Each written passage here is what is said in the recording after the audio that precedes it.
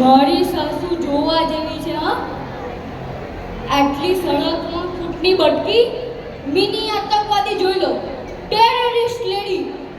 દર વર્ષે ઉનાળાનું વેકેશન છે કઈ અહીંયા ધમા નાખે. અરે એ ડોશની 8-8 મહિને અહીંયા પડી રહે. પછી મારે એમને યાદ આવવા પડે સસુજી હવે જાઓ બીજો ઉનાળો આવશે. તમે મારી સાસુ જુઓ ને તો અબકત થઈ જાઓ. એના બે પગ આમ વાંકા છે વાંકા. મારા સસરાઈને એટલી સ્કૂટર પર ફેરવી એના પગ જ આમ થઈ ગયા બોલો. ને ભગવાન એને ટોકી આપી જ નથી ખભા પર માથું ચોટાડ્યું છે. આ મારી સાસુ જોઈ લો.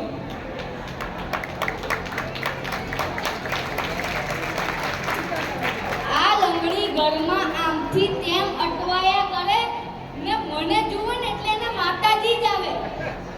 એ શ્લોક કુમાર ભાઈ મને બહુ બફારો થાય છે ગરમમાં સ્પ્લિટ એસી ન ખાઓ. તારું માથું સ્પ્લિટ એસી ન ખાવે. સ્પ્લિટ એસીના ભાવ જોયા છે હમણાં. હું કરું ભાઈ હું તો કંટાળી ગયો છું.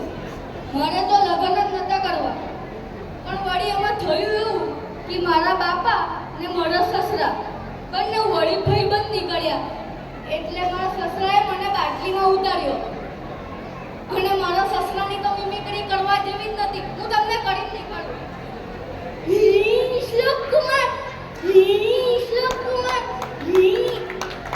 હે કરવામાં 4 વાગ્યાના ચોકડીને નીચે પડી જાય છે. હું તો એના ઘરે જાઉં ને એટલે જમીન પર જ બેસું.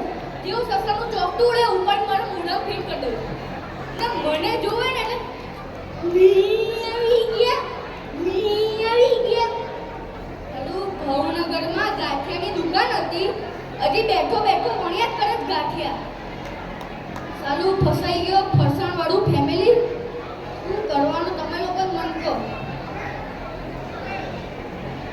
જુઓ ભાઈ લગ્ન કર્યા છે તો ભોગવવું તો પડશે જ ને. પણ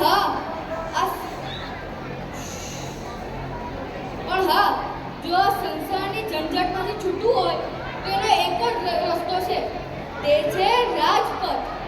રાજપથ એટલે જૈન કુળમાં જન્મેલા હરેકના હૃદયમાં એક પ્રતિષ્ઠિત પથ. મોક્ષ માર્ગે હરેક પથને આમંત્રિત પથ. જય જિનેન્દ્ર. હેલો.